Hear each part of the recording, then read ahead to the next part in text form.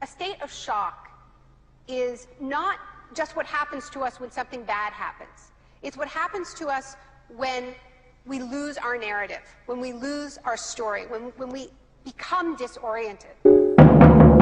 Ce furent les années les plus noires d'Amérique latine. Quand en mars 1976, le général Videla prend le pouvoir en Argentine, tous les pays du cône sud sont déjà sous la coupe des militaires. Exécutions sommaires, tortures, disparus, qu'ils appellent Stroessner au Paraguay ou Pinochet au Chili. Tous mènent une répression féroce au nom de la lutte contre le communisme. Comment en est-on arrivé là?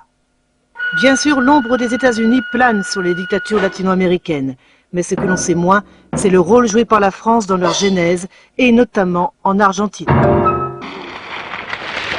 Tout commence pendant la guerre d'Indochine.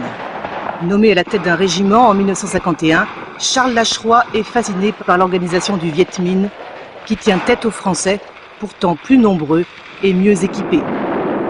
En arrivant en Indochine, et tout de suite, ou presque tout de suite, je suis tombé sur le livre rouge de Mao Tse-tung. Je l'ai lu de bout en bout.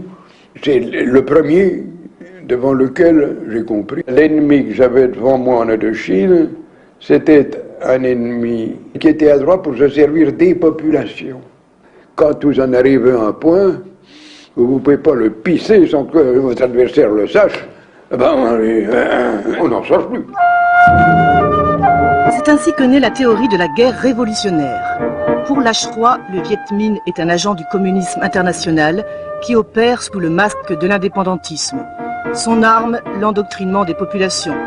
Conséquence, dans la guerre révolutionnaire, il n'y a plus de ligne de front, car l'ennemi est partout. C'est pendant la guerre d'Algérie que l'état-major de l'armée se rallie définitivement à la théorie de la guerre révolutionnaire, encore appelée guerre subversive. Son obsession, couper le front de libération nationale de ses arrières, c'est-à-dire de la population.